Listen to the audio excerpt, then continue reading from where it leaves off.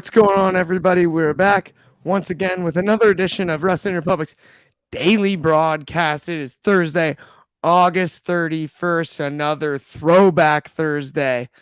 As usual here at WR Daily on Thursdays, I'm riding with the same crew as always. First and foremost, head of opinions from Philly, Anthony Ricciardi, and I can finally say his name right. How are you, my friend? I'm doing all right, especially when you get it right. But yeah, I'm doing all right. It's been a week. Hopefully this one goes better without anybody else losing anybody in the wrestling community by the end of it. An interesting throwback topic, and it's the go home Dynamite before we're all out. Absolutely. We have a fun as could be throwback topic, and not to give it away. Sorry, Shad, by the way. Let me just introduce Shad. How are you? My Tuesday night co-host. Good to see you once again here on a Throwback Thursday. Better say, man, I don't get the entrance now. What's going on, guys? We back, Throwback Thursday. It's a pretty jam-packed wrestling weekend. We got 2 pay-per-views this weekend, but it doesn't feel that way. We'll talk about it. Absolutely. Let's totally get into it. And it's funny because I'm going all out and it's my birthday weekend, man, so it is a bit of a shame that it feels that way, but it does. Let's all be honest with ourselves here. It's a pay-per-view weekend with 2 pay-per-views that they genuinely feel like follow-up pay-per-views. One is billed as such, the other not so much, right? Payback implies a follow-up to SummerSlam. Mm-hmm. All Out implies more than All In. And that bugs me, and I understand that. We will definitely get into that later in the show, though. But for the first segment of the night, let's talk about Dynamite from last night. Dynamite at Now Arena, the arena that the original All In happened at, the one that Meltzer said they couldn't sell out, and they did. We had Moxley versus Commander. And that was followed by Orange Cassidy versus Pentagon. What did you guys think about this? I'm going to toss it to you, Shad, first. How did you feel about the 2-match sequence out of the gates? Did it feel like a go-home Dynamite for a yearly pay-per-view?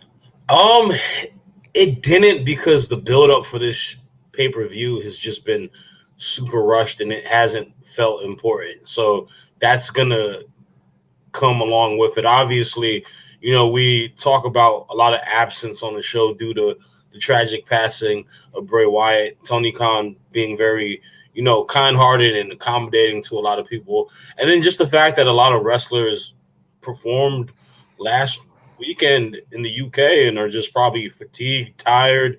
So a lot of that goes within it. But, you talk about these 2 matches. The Moxley match, it seemed like it was just a standard AEW Dynamite match. It didn't really have a whole lot to it.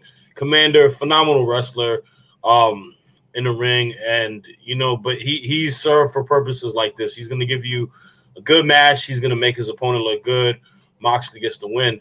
The second match is the key one. And this is where I was kind of torn upon it, because I do not like the idea that the champion has to defend his title to get a match at the pay-per-view where he's also going to defend his title. I find it silly. You're literally like, you have a big match on the paper. There's a big match being made in the pay-per-view, but you still have to defend it on the weekly television show. And it made it seem like it was more rewarding to have an opportunity to wrestle Jon Moxley. I think that's very strange booking. I talked about it when they had that women's Fatal 4-Way tournament with Hikaru Shida. The thing that I did like is I did enjoy the match between OC and Penta, because I think they tore the roof down. A lot of people are harping on that, back and forth Canadian destroyer scene. But, that's just kind of how the nature of what OC is and just how Penta is. Like, this is what AEW is. You got to, appreciate it for what the style of the programming is. But the main thing for me was OC's promo. I thought he had a very fiery promo. I think he was just really, like, tapping into a different element of a character. The reason I have been enjoying OC's title reign, because he's a fighting champion, and a lot of people don't take him serious because he's got like a meme character, but he had a lot of passion within it, and he, was telling them like, "Hey, man, I'm ready for this pay-per-view. I'm ready to show y'all that this title means a lot to me." And out of like all the matches for All Out, I mean, this is the match I'm most excited for, him and Moxley. I think they've actually built a feud between both of them going into it, so it makes sense. And OC kind of just sold it for me. So in the aspect of that, I did enjoy that, but some of the stuff was kind of a little weird to me. I hear you, and I think you made an excellent point there about it does completely feel like, why wouldn't Moxley have to wrestle Penta to face the champion, as opposed to the champion having to defend the title to what? Get to Moxley? Right. It almost felt in a way that Moxley was more valuable than the title itself. And you can argue that because he is one of the top guys there, but you don't want that to be the reason when you are a champ. Yeah. And that, to me, I think was unfair to the run that Orange Cassidy has had. To your point, on the other side of that, though, that promo was so good. I am as excited for this match as just about anything. Anthony, what did you think about this one? Do you think that Orange Cassidy should have had to defend against Penta on the way to Moxley? Or do you think Moxley maybe should have had to wrestle Penta on the way to Orange Cassidy? I don't think Orange should have defended. Honestly, OC is the champion. You're supposed to be chasing him. He's not supposed to be chasing the challenger. I don't care how accomplished Moxley is. He's not the main event. This is not The Undertaker here. It's Moxley. Calm down. You don't need to do this. Beating Commander to get in it seemed kind of ridiculous anyway. It was a repeat of last week, because wasn't it Moxley and Phoenix? So it's a less talented Phoenix that he's in the ring with this week. To me, Moxley versus Penta would have made sense. I would have been okay with a three-way with Moxley, Commander, and Penta, if that's what they wanted to do, and have Orange like on commentary or something. The best part I would say is, and the criticism I've had on Orange Cassidy, is his style with the fake taps and kicks take me out of everything. So for me, that promo was the best I've seen out of him, because that, to me, was like, okay, that's fire. You're letting a lot of anger go from the criticism from people like Jim Cornette or the fans that don't take him seriously, or anybody that's criticized him. So quite frankly, that I want to see more of that. I want to see that, the fighting champion. Quite frankly, when you look at AEW with all the titles that are in that company, he's probably the most accomplished champion there. As far as long reigns and a fighting champion, like, you wouldn't think to be saying that when he won the title, but the fact he defends it all the time, arguably it's probably the most valuable title outside of the one MJF has right now, in my opinion. Absolutely. I'm with you. And I loved the Commander Ray Phoenix line. That got me too good. I'm sorry. I cracked up like a child for that. That was brilliant. It got me. And I'm going to come out just and say it. I apologize, Jim Cornette. Maybe even Ignacio here. I like flips. I think flips are cool. I think it's hard to do flips. I can't do a flip. I don't know very many people that can do flips. And to land another person doing flips is difficult to do. So I'm pro flip, flop, and fly. And if that makes me a bad wrestling fan, well, I don't care. Because I like flips. I think they're cool. I do. I appreciate what it takes to do one. And if delivered clean in the right spot in a match, I think there's value to them. Across the board. And I just wanted to get that off my chest. I've been sitting on that for a while. I'm pro flip. Right? Flip away. I'm fine with it if it makes sense to the match. If you're Yes. doing it just to do it, then no. But I'm if just you're saying, doing man, it for a I reason, can't do a flip. I could probably suplex somebody with help. you did the soul. Yeah, suplex Soul once. Shout out Soul.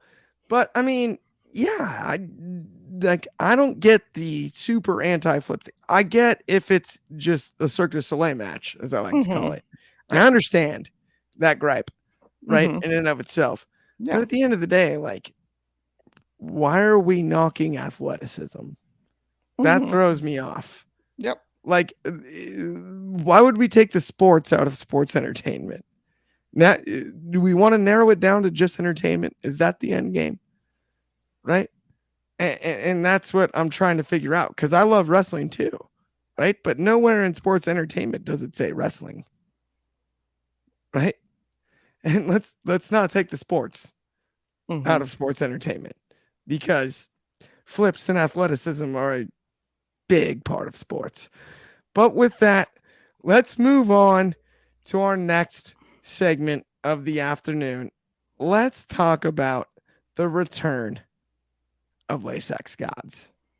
I mean, this is something that halfway through the segment, I just didn't see happening. And then it did. Anthony, did you have as much fun with this as I did? This is like the Ross and Rachel of AEW. Will they, won't they? They're friends, they're not friends, they're going to fight, they're not going to fight. At this point, honestly, like, just wrestle Sammy and put him over already, because they keep teasing it, and then it's like, no, I'm your friend. No, this week I'm not. Like, just do it already. They got to pull the trigger on this, because they're gun shy with this, and it's a match, and they could literally have that at All Out and just do it on AEW's arguably biggest stage. And quite frankly, how weak that card is, which we'll get into, that could be the most marquee match on the show. Honestly. I hear you. And the Ross and Rachel shout is just outstanding. I just want to know. I've been sitting on that one since I knew I was covering this. Who's Joey? Who is Joey? I'm going to toss it right back to you, Anthony, before I toss it to Shad. Who is Joey? It's probably Tony in the back dealing with all the fights. He probably don't know what the hell's going on. I think the perfect Joey. I think the perfect Joey, unfortunately, is Tay Mello. I think that's the perfect Joey. That's our Joey here. She steals him from Jericho. I mean, she's probably more Phoebe. Maybe she is Phoebe. That's a good point. What's his name? Daddy Magic gotta be Joey. Daddy Magic is. I mean, yeah. He's Joey, and she's Phoebe. She's definitely playing a song about smelling. They sound like each other. Come on, man. I'm not excited for the Latex guys to reunite. This has been the most. Oh, come on. I'm sorry, Clark. Chris Jericho needs to he is a thorn for this guy, Sammy Guevara, and all these other people in JS's side. Like, I know he initially kind of got them over, putting him in the stable with him and having his notoriety, but it is so old and redundant. And like, to Anthony's point, if it's not paying off to a match where it's going to be Jericho and Sammy, then what are we doing? Like, it's pointless. They don't need to.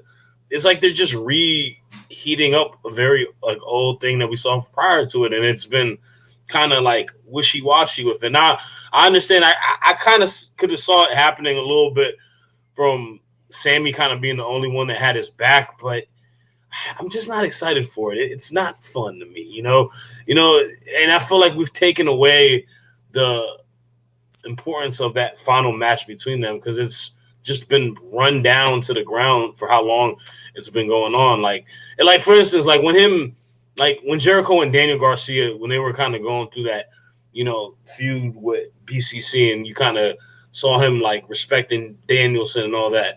I thought the end game could have been, Garcia possibly feuding with Jericho, and they never did that. So it's just a lot of inconsistent booking a part of it. I totally hear where you're coming from, but I hate to be this guy. Let's go. I'm going to disagree. And here's why. I think this is when Jericho really puts Sammy over. This is when Jericho goes out. They go on a pseudo tag run, get to the precipice of a tag team title shot. Not quite there. They're not going to have a rivalry with whoever, whether it's the ROH titles or the AEW titles. It doesn't matter which one. Those divisions are well thought out. They're going to have a run, though, beating lower level tag teams that we might think get into that. They will play spoiler in this bracket, as I'd like to say. And in that time, Sammy Guevara will be featured beyond a level that he has been in the past. The Sex Gods was a joke, and it was enjoyable in the beginning. This time, they're going to go after it, and it's going to show how good Sammy is. And Sammy will be let down by Chris. And this is the brilliance of Jericho. Is it's been 2 years. And to your point, there have been times where it felt like, why are they pushing Sammy even further than that? Why does he have to hit this ceiling? Why does he have to hit this ceiling? But when he goes over Jericho on the big event, whether it's Full Gear or Revolution, somewhere down the road, a few months down the road, when he does, it will be definitive, it'll be clean, and Sammy Guevara will be the hottest he's been in his AEW career. I'm calling that right now. I'll put my name on it. I believe that Chris Jericho is that good of a professional wrestler because I just watched less than a week ago what he did with Will Ospreay. And I'm not saying that Sammy Guevara is as talented as Will Ospreay. He is very much not. But he's young, he's talented, and he's athletic. And if Chris can do that, I've got faith 4 to 6 weeks. This is worked into something that we are excited about. Well, I get where you're coming from, Shad, and I get the lack of excitement right this second. I think give it time. Give it a little time. And this one will be solid. But with that, you sold me a ticket, man. You like it? Okay. I'm not. It's not. I don't agree with you, but it's solid optimism. Yeah, I hear you. He's optimistic. If Clark's one thing, he's optimistic. I am a perpetual optimist. We'll see. I try to be. We'll see, though. I'm sure the match will be good. I don't disagree with that fact. But I mean, we'll see how the storyline goes. We don't gotta keep going on with this one. But no, 100%. Let's move on though to another one that's going to be really, really, really, really fun to discuss. Let's talk about Adam Cole and his former mates, as our good friends over the Atlantic like to say. His good mates, the Kingdom, confronted by Roddy Strong in the neck brace. MJF. We saw the vignette. He's in Paris. He's having a couple baguettes, and I believe he said something about rats we won't mention on air. And then after that, he mentioned heading to Chicago, having a little deep dish and defending those titles. A week off, a much-deserved week off for Maxwell Jacob Friedman, without question. You add on top of that, Adam Cole in the ring. He's confronted by, again, his old mates, his old friends, the Kingdom. Roddy Strong at the helm. It was a fun encounter in my eyes across the board. But it also set up a tournament that has nothing to do with All Out. And that would be my one complaint. Like, wait, what? We don't even get the first round on All Out? This is for later? Why are we building for the week after the pay-per-view? This is the go-home show, I thought. And that one threw me for a true loop. It just bugged me because Adam Cole and MJF are, to me, the most over tag team wrestlers in all of wrestling right now. And Sammy and Kevin main evented WrestleMania this year. But nobody is more over than better than you, baby, right this second. I get we get Sammy and Kevin on Raw all the time. But for this to be the deal here, where it's just I'm not sure. I love the storytelling to hear. Sean, I'm going to toss it to you. Break this one down for me, man. So I agree with the point that you made in regards to this being the Dynamite before the All Out pay-per-view. I feel like you should have had stuff that was concise to book for the pay-per-view, and this didn't really do that. It's doing it for something later down the road. So that is kind of a, I got to dock some points on AEW Dynamite for that. But in regards to the actual segment itself, I liked it a lot. One thing I always say I like about AEW is I just love the fact that they kind of accept every wrestler for what they've done in the past. And we know him owning ROH, Adam Cole he was a stablemate with these guys in the Kingdom. So we're going off of that as well. He was a stablemate with Roderick Strong with the Undisputed Era in NXT. I'm enjoying this, limbo, and it's kind of similar to how it was when he first got there with when Red Dragon, when Kyle O'Reilly and Bobby Fish came, and then he had the Elite, where he's kind of in the middle of my old buddies and then my new best friend. And I just love the seeds that are being planted to it, because I think I predicted it last week.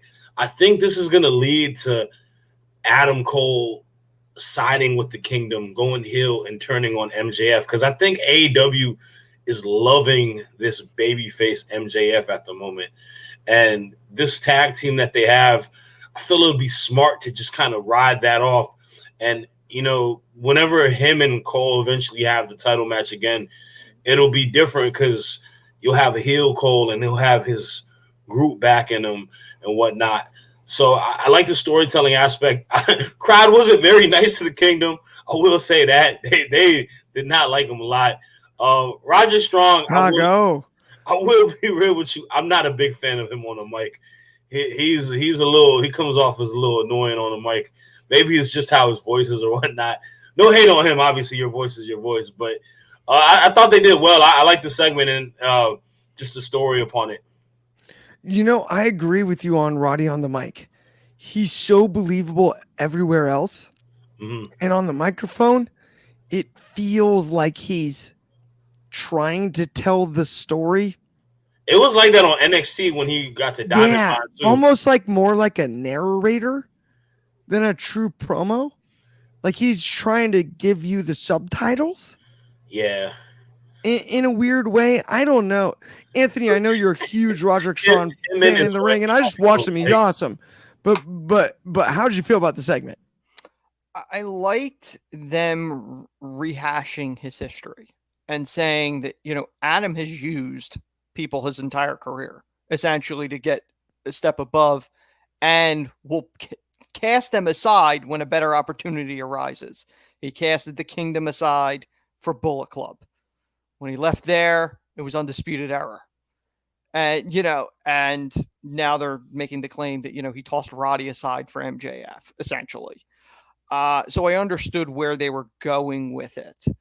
I don't know ultimately how this plays out. It would make a lot of sense if Adam at some point turns heel and we have this hybrid Kingdom / Undisputed Era. Because we don't know what the story is with Kyle O'Reilly. We don't know what his health is, if he's coming back, how he fits into all of this. Bobby Fish is technically a free agent. They could throw that in there if they wanted to. So it'll be interesting to see how this plays out. Pinning Roddy as the jealous friend that only Adam could be my friend. I don't know how that benefits Roddy long term, but it doesn't seem like, other than when they signed him out of nowhere and he made his debut, it doesn't really seem like they have any idea what to do with him. It's he left NXT in a neck brace. He's on AEW TV in a neck brace.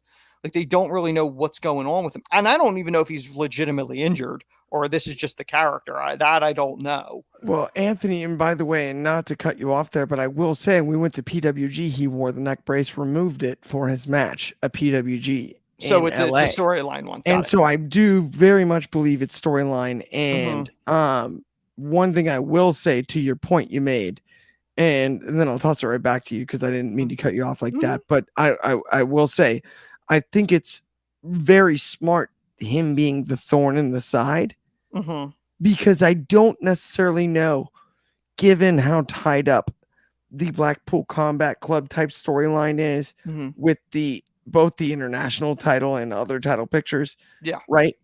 And given Roddy being such a technician and who he is, that thorn in the side story, I do think actually might be smarter in hindsight than, because I agree with you. When I first saw it, I was like, come on, why are we making Roddy look like this? Right.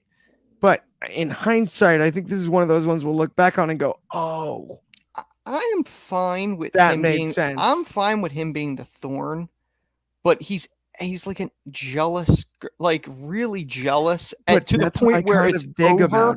It's a little over. Like, I understand going, listen, I understand the whole, listen, he's playing you, he's bad for you. I'm like, but it's extra. It's to the point where it's possessive.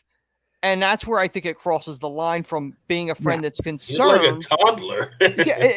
There's a difference between being the concerned oddly and makes it worse. Well, they used didn't they use the line of going, you're more concerned about MJF's neck than mine, and you've known me longer. Yeah. Which, is a fair point. Like, if Adam's more concerned with MJF's neck, but he pile drove MJF 3 times. No, I'm just saying. In all fairness, no, but that's the brilliance of the storytelling there. I mean, ultimately, you knew the driving wedge was going to be Roddy or MJF. If MJF was turning, he was going to use Roddy to tear that apart. Ultimately, though, I do agree with Shad. I think at this point, Adam's the logical choice to turn. Yeah. Whether or not Max. Yeah. Ultimately, I think so. Originally, I 100% thought it was Max. I thought it was Max. But as this is played out, the will they, won't they, most likely it's going to be Adam, the one pulling the trigger on this one, is my guess. I love that call, and I think it makes perfect sense from both of you guys. Let's move on to a subject near and dear to my heart. I'm going to All Out for my 3rd straight birthday party, guys. And it's my birthday. I'll cry if I want to. I think that was Simple Plan that did that one. I'm not 100% sure. Don't quote me on that, but I'm just saying it's my birthday. And I'll cry if I want to. And we got great seats. And Ben does the topics for the daily broadcast most days. And he threw this one in there. And I'm just going to read it aloud for the class. I'm going to read it aloud for everyone. And it is the All Out card good enough? And that was like a dagger right in the middle of my shoulder blades.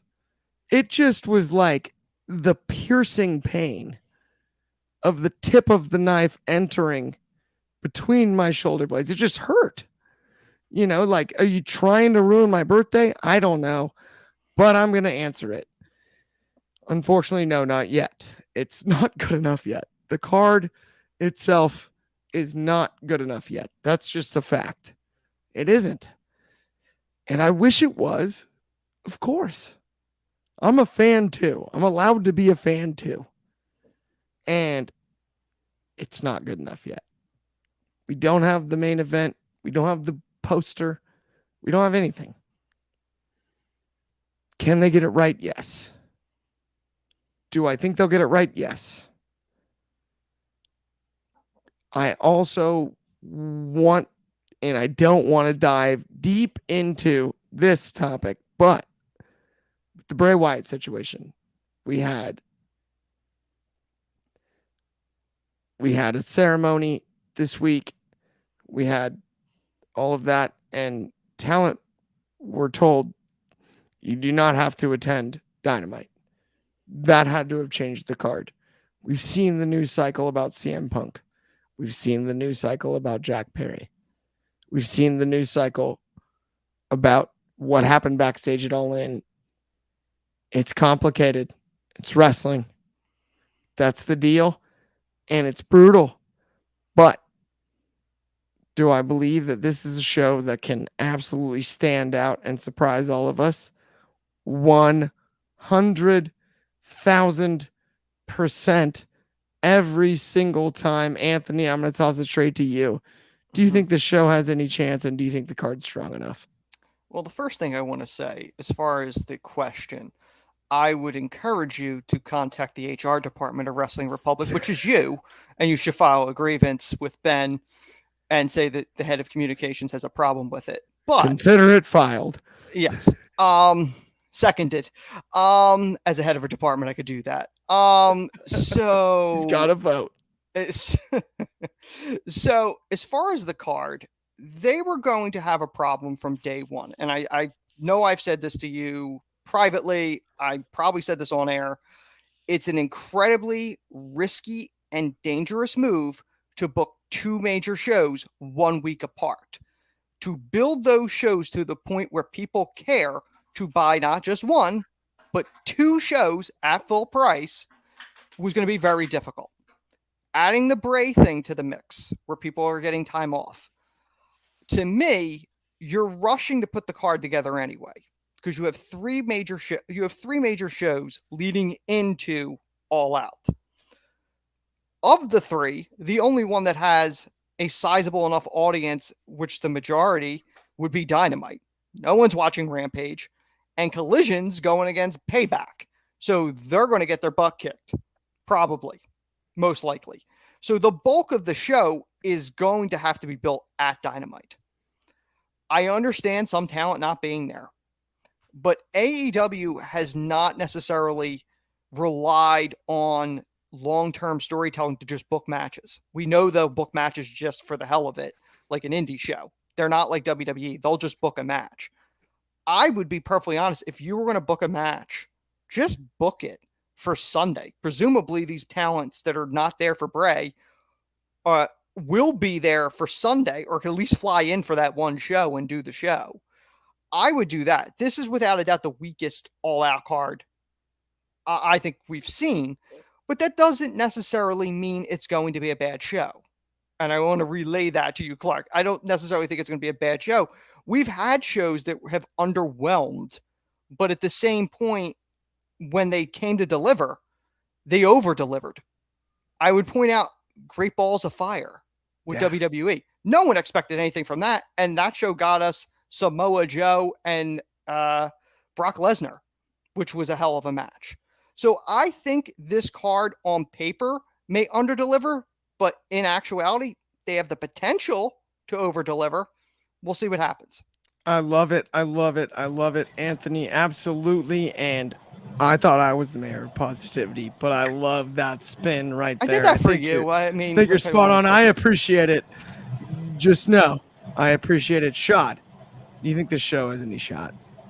I mean, I think the show is going to be great in regards to in-ring wrestling. You have matches like Miro and Will Hobbs. You got Takeshita, Kenny Omega, Darby, and the Luchasaurus. You know, you got matches that are probably on paper going to be great matches. Shout outs to Shane Taylor on the card. It's just like Anthony said, you dig yourself in a hole when you have 2 pay-per-views back to back, and both of them are premium events, especially with AEW not having as many pay-per-views as often compared to a WWE, where you can kind of have a pay-per-view like Payback where it doesn't have as much of your heavy-hitting, you know, matches with like Roman or whatever on it.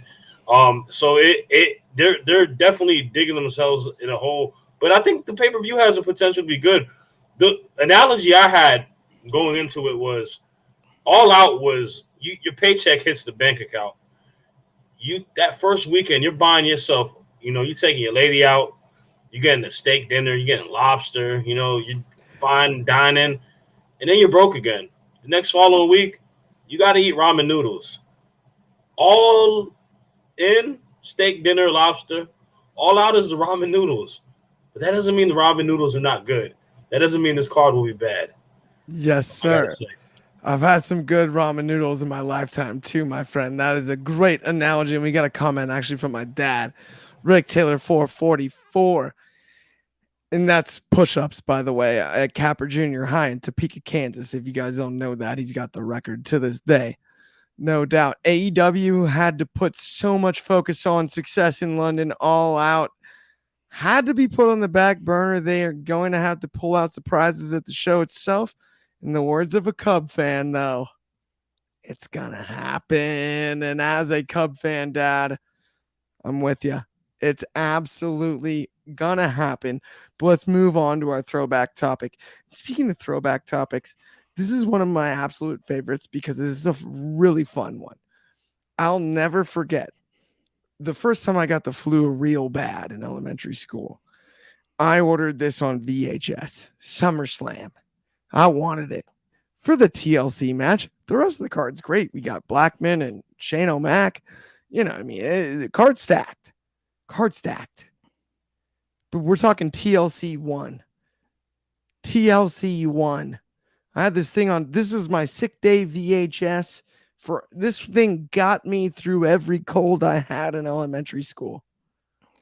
Every sniffle, every snurgle, every single one.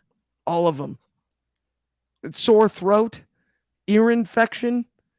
Heck, if I had the flu, I was watching TLC 1.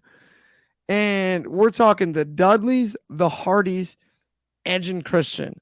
SummerSlam. It is a human car accident, it has been described as.